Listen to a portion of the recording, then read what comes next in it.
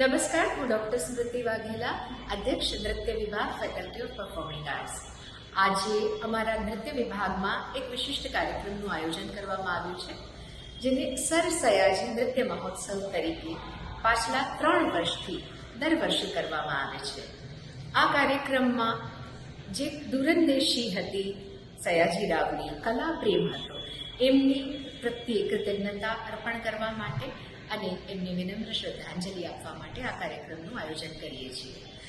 એક ઈચ્છા છે કે આવનારા સમયમાં આ કાર્યક્રમ થકી વડોદરાની ઓળખાણ બને અને આજે અમારા વિભાગને 75 વર્ષ પૂર્ણ થવાને આરે છે જ, ત્યારે આવા શાસકને અમારા સૌ વતી ખૂબ ખૂબ પ્રણામ.